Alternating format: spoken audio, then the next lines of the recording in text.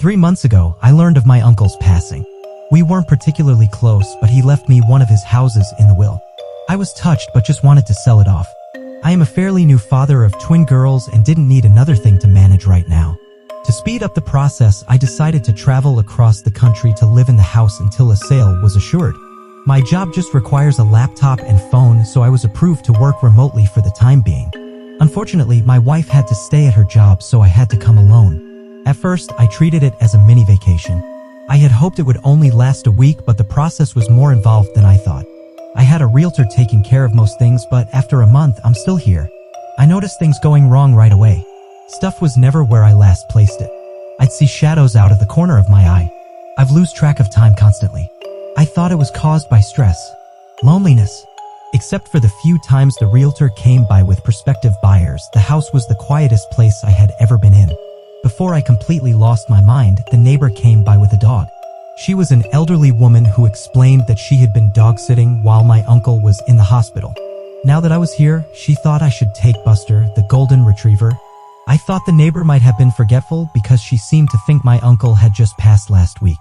Either way, I fell in love with Buster, and his presence was exactly what I needed. I even thought it would be a tremendous present to bring home to my girls. I just hoped my wife would feel the same way. However, even the dog could tell something was wrong with the house. Buster accepted his new living arrangements pretty quickly, but would never willingly go upstairs. This was alright with me at the time. I thought it would make it easier to keep track of him. Then Buster disappeared. Literally 1 second he was standing right behind me as I was opening the treat jar to give him a snack. My eyes left him for just a moment to put the jar back, and then he was gone. I ran through the whole house calling his name. The kitchen was connected to the living room, and on the other end of that was the master bedroom and study. The other end of the kitchen led to a dining room which was connected to the entrance hall that also led into the living room and stairs to the second floor. After walking upstairs, you had a choice of right or left along a balcony that overlooked the living room on one side and entrance on the other. Going left led immediately to a guest room and game room. Going right led to 2 more guest rooms and a bathroom at the end of the hall. I looked in every room and had to accept that somehow the dog made it outside, even though there was no doggy door and every door and window had been closed and locked. So I searched the surrounding neighborhood for another hour before giving up. I was thinking about making flyers when I opened the front door and heard Buster scrambling towards me from the kitchen. I was ecstatic, of course, but I just couldn't wrap my head around how I could have missed him. I let Buster sleep in the bed with me that night. In hindsight, it was a huge mistake, but it made me feel better at the time. Things picked up at work though, and I soon forgot about all the strangeness surrounding this house. Clients called me constantly, but we were getting a lot done, and I landed multiple large contracts in a row. I was working around the clock, but I knew I'd be due a promotion once I returned to the home office. Several times I'd get lost in a phone call or spreadsheet and suddenly find that it was nighttime. I'd be so absorbed with work that I would block out Buster whining for food or to go outside. I started to set alarms to keep track, but I had too many important clients to slow down. I was on top of the world, but my health was starting to suffer. I forget to eat and even sleep sometimes. There was always something else to do or someone to talk to. I even got better at taking care of Buster, better than I was taking care of myself at least. Then my good mood ended with a bang. Literally. Buster was whining behind me as I finished another spreadsheet. Then we both heard a door slam upstairs. For the first time since I brought him inside, Buster ran upstairs by himself. I almost called the cops, but I felt silly with the phone in my hand. I started to doubt I had heard anything at all. And if there were an intruder, surely Buster would have been making more noise. So I mustered all the courage I could manage and crept upstairs with frying pan as my weapon. It was dark upstairs, but enough moonlight was coming in from the downstairs windows for me to make out Buster standing in front of the bathroom. I had purposely closed every door when I last came through here looking for the lost dog, but this door was now wide open. I flipped on the hallway light, but nothing happened. With no better ideas, I raised my frying pan high and walked slowly to the bathroom. There was no window in here, so it was pure darkness inside. I was terrified. Bizarrely, Buster just looked frozen. His tail stood straight up and he just stood there pointed towards the door. I tried to take it as a good sign that he still wasn't barking. That's what finally got me through the threshold and into the bathroom. The whole time my eyes had been getting used to the darkness, and the bathroom was too small for there to have been anyone there without me noticing. I started to relax when I took a step forward into something sticky. I suddenly realized that I had my cell phone in my pocket. I pulled it out and turned it on to cast some light on the floor. I immediately dropped it at the sight of the bright red liquid that surrounded my feet. I fled the upstairs and this triggered Buster to follow. This time I had no trouble calling the police. Thankfully, there was already a patrol car nearby, so 2 officers arrived within a couple of minutes. Their powerful flashlights cut through the darkness like knives, but they soon found nothing was wrong with the upstairs lights. Something did appear to be wrong with my pipes though, as they called out from above that the puddle was just rusty water. Because of their insistence, I climbed up the stairs again and clearly saw a muddy brown puddle in the bathroom. The banging must have been from a pipe breaking. Both cops had a laugh at my expense but were otherwise understanding. They even gave me a number of good plumber, though my cell phone was ruined after I dropped and left it in the puddle. I would have to use the one landline in the kitchen from now on. I let them out and promised to call the plumber first thing in the morning. Yet, as exhausted as I was, I couldn't go to sleep over that excitement, so I stayed up to draft some more important documents for my company. Before I knew it, Buster had made another mess in the living room.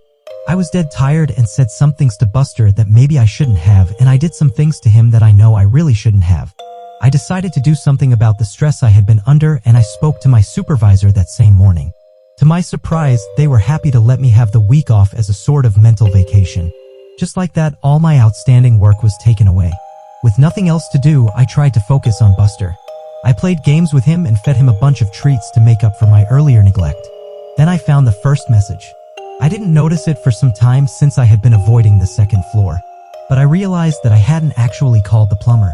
Before doing so, I went upstairs to see if things had gotten any worse. Instead, I immediately saw a message written in red on the hallway wall.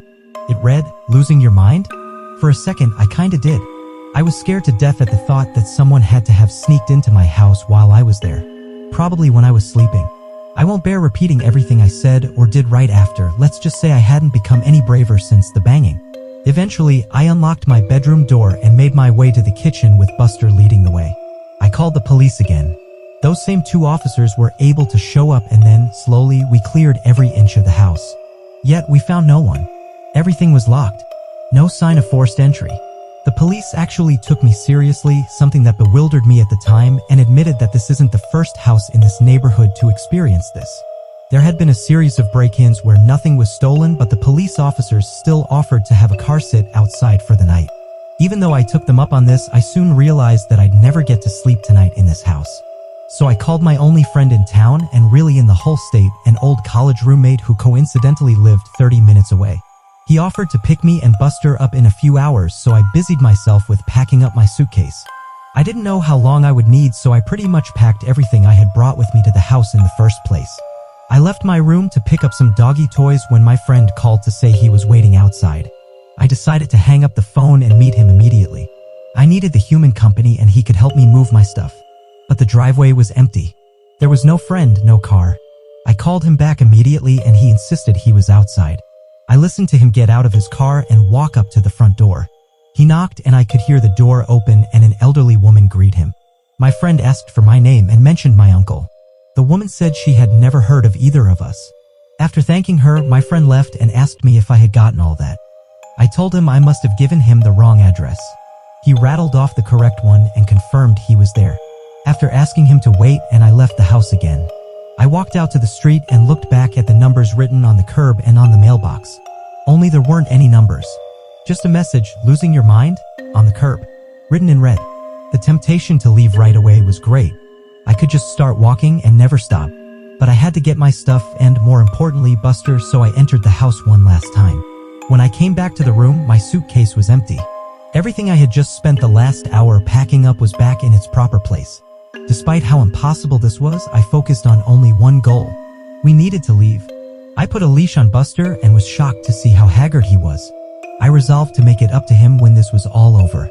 I tried to leave out the front door like nothing was wrong, but I couldn't open it. The knob turned freely, but the deadbolt wouldn't slide back. I was really scared now, but Buster's presence helped. I knelt down to give him a hug and he gave me an idea while licking my face. Whatever was happening, it sure wasn't the result of a maniac hiding in my house. Still, I didn't know what forces were actually opposing me, so I walked to the backyard and said loudly, "Well, Buster, time for a little walk." The glass door slid open easily. Buster bounded out happily.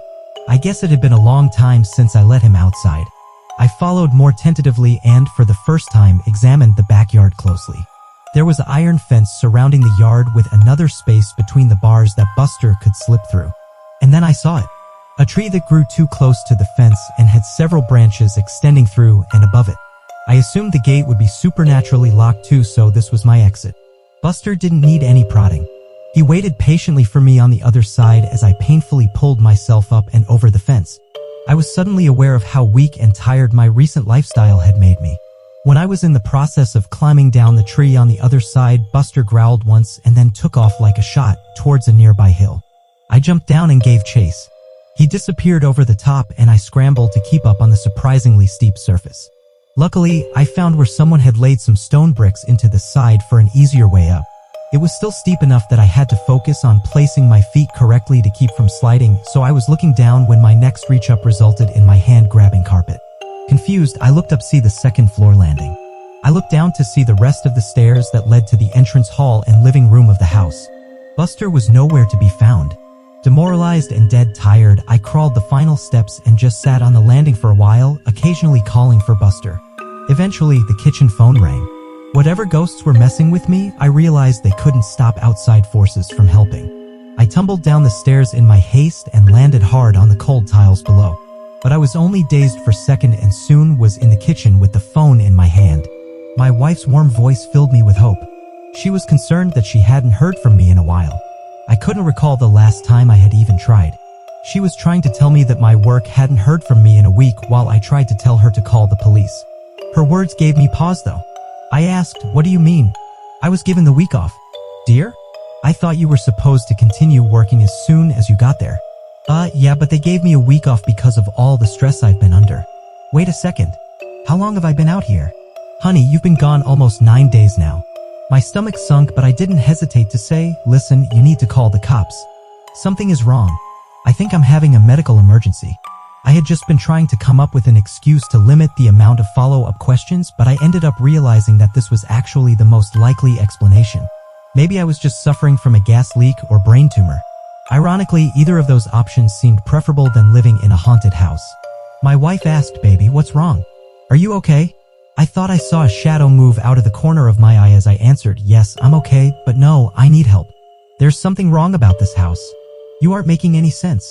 Just listen to me, call the police and tell him my uncle's name. Tell them to come to this house and an ambulance might be needed. Please help me." "Please help you? Pretty please?" With a cherry on top, I stared at the phone in my hand as my wife's voice continued to come out of it.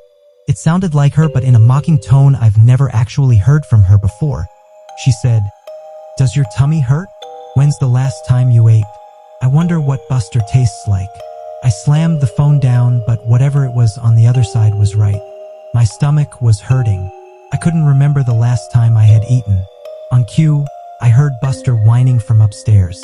Only after I started running towards the stairs did I notice just how bruised and sore my legs were from my spill down those steps. I pushed through the pain and climbed the stairs yet again. Buster was back in front of the bathroom, lying on his side and looking thinner than I had ever seen him. "Losing your mind?" was written all over the hallway now, including on the ceiling and floor. I no longer had any doubt the messages were written in blood. Some of them were still dripping. I walked over and picked up Buster while a banging started at my front door. I would have jumped if Buster hadn't been weighing me down. I heard the front door open and whoever it was identified themselves as the police. I even recognized the voice as belonging to one of the officers who had visited previously. Why can't I remember his name?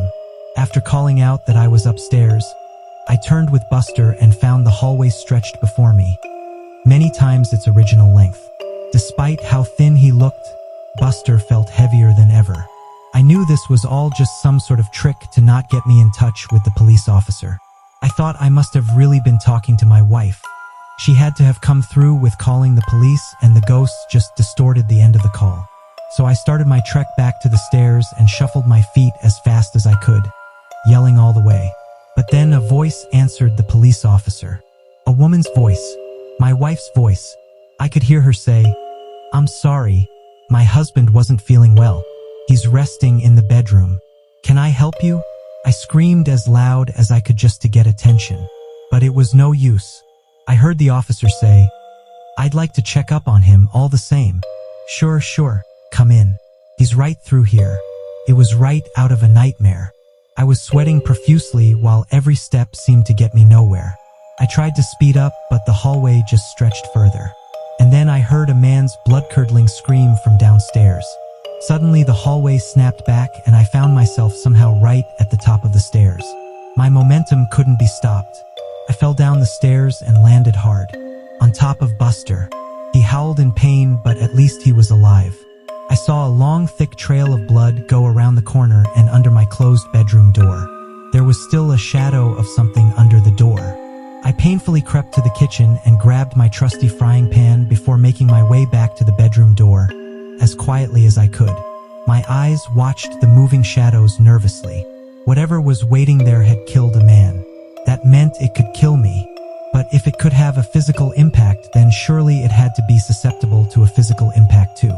So I raised the frying pan and slowly started to turn the handle. Before I made much progress, the door flew open on its own and something turned suddenly to me. I swung my frying pan down. The cop stood before me, a smile frozen on his face. We both looked down at the knife plunged into his chest. My hand was still wrapped around the handle. He fell to the side and I fell backwards to sit heavily on the now clean floor. I was positive I had picked up the frying pan. I could remember its weight. But now I also remembered going to the kitchen and pulling out the knife. I seriously wondered if I was losing my mind. I looked down to find I had the knife in my hands again. I dropped it at once and crawled back to check on Buster. He wasn't moving. I put my head on his flank and was devastated to feel he was still warm but not breathing. I didn't know what to do, so I did nothing. I did nothing for a long time. I was lethargic but somehow made it to the couch in the living room. I waited there until nightfall and then slept on the couch. When I woke up, I waited some more. I wasn't sure what I was waiting for, but nothing horrible was happening to me while I waited. I wasn't in a hurry to change that. But the bodies of Buster and the cop were still there. I needed to do something. My stomach rumbled as I finally got off the couch. That was another problem with just staying put. First things first, I found a shovel in an outdoor closet attached to the backyard porch. Digging the hole was exhausting, so I settled for just burying Buster now. I planned on getting to the cop after finding something to eat. I picked up Buster and carried him outside. His fur was still so warm. It was hard to believe he was gone. But there was no life behind his big brown eyes. I gently laid him down in the hole and got to work. Sometime later, I wandered into the kitchen and raided the pantry. The house was quiet apart from my efforts. Whenever I stopped moving, the silence was complete. I wondered if the ghosts had just been trying to make me a murderer after all. Now that their goal had been met, maybe they would leave me alone for a while. Just in time because I was starving and didn't need any more distractions. I opened a box of cereal and had a handful up to my lips when I paused. How could I tell I was actually eating what I was looking at? What if I had actually been opening a box of rat poison? I still wasn't sure what these ghosts were capable of. I imagined the food turning into worms after it was already in my mouth. With that thought, I threw the cereal to the ground and stomped off, no longer hungry. I needed to concentrate my efforts on leaving this place. Right on cue, I walked by the front door. It was wide open. Instinctively, I made a leap for it before stopping with my outstretched hand just a foot short of the door. This had to be another trick. I could see the door slamming shut in my face or even taking a few of my fingers with it. I could feel a breeze enter the house, but I was too scared to move. This was the most impossible situation I had ever been in or even heard of. All of my senses had failed me before. However, my need for freedom eventually caused my feet to move. Upon slowly exiting the house, I saw the cop car just sitting in my driveway. The door was unlocked and the keys were sitting in the front seat. My mind went wild trying to explain the situation.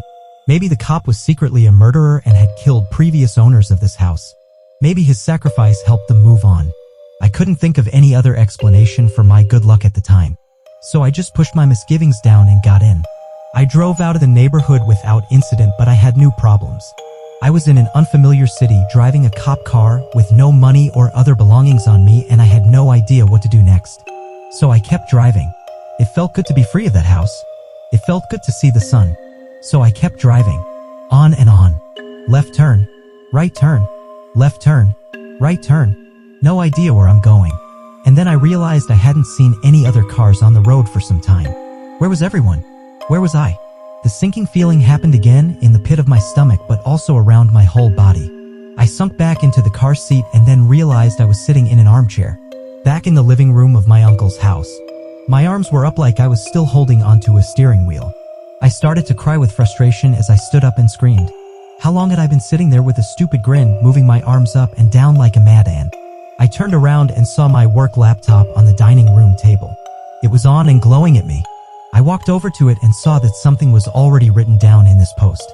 It read, "Lost your mind? Good, now you won't mind losing the rest." Suddenly my fist felt weighed down. I raised it to find another kitchen knife in my hand. I dropped it immediately. I erased the message and started to type out a request for help. I ignored the screen and just focused on the keys. But I kept hitting them wrong and another message slowly formed. "I'm sorry. I've disappointed you all. For the last time, goodbye." I could have screamed again, but I noticed something had changed. I wasn't in the dining room anymore. I was in the study. I kept writing and writing and writing, and my own words started to come out. I have sent out emails requesting help. I've posted on the local police department's Facebook for assistance, and I've just tried to keep writing no matter what. This is my latest attempt to keep my sanity. Whenever I've tried to take a break, I find myself in a new room with new horrors descending on me. Once I opened the study door out to a hellish landscape and almost stepped out onto lava.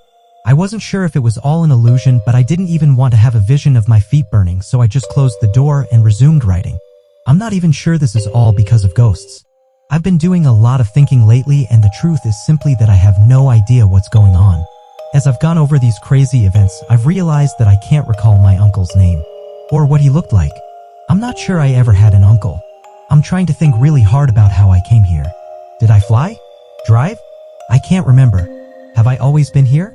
Even weirder, I can't remember my realtor's name or even what gender they are. I've met them in person several times. Why don't I know things I should? I can't even remember the name of my daughters or my wife. Am I even a father? Am I even a person? I know I must be, because here I am writing in this small study. But now that I think about it, I can't remember who my parents are, what they look like, or anything about my childhood. Now, I just remember this house and all the nightmares, waking and otherwise, I've experienced here. I'm feeling a lot like I was back in the cop car. I found a way forward, but I really don't know what to do next. This is not a way to live, and I'm getting more and more tired. I'm so hungry, and I'm finding it harder to focus. I keep hearing voices, and they're getting louder. I know if I stop writing, I won't last long, but I'm running out of things to say. My hands are tired. I'm tired. So tired. D. A B C D E F G H I J K L M N O P Q R S T U V W X Y Z. The quick brown fox jumped over the lazy dogs. I need to keep writing, but I don't know what to say anymore. What's my name? I don't know. I'll die if I stop writing. I'll die if I stop working. Absurgiclum noc per stuv wixans. The quick brown fainft over the lazy dogs. Dogs. Buster. I miss Buster. I wish I could pet him one last time. But was he ever real? Is anything? I'm so tired. So hungry. I need to focus. The quick brown fox jumped over the lazy goodbye. The quick brown I am sorry jumped over pointed you lazy dogs goodbye. I'm quick I've jumped pedisap feel last time lazy dogs. I'm sorry. Jumped over disappointed you lazy. For the lazy dogs. Goodbye. I'm sorry. I've disappointed you all. For the last time, goodbye.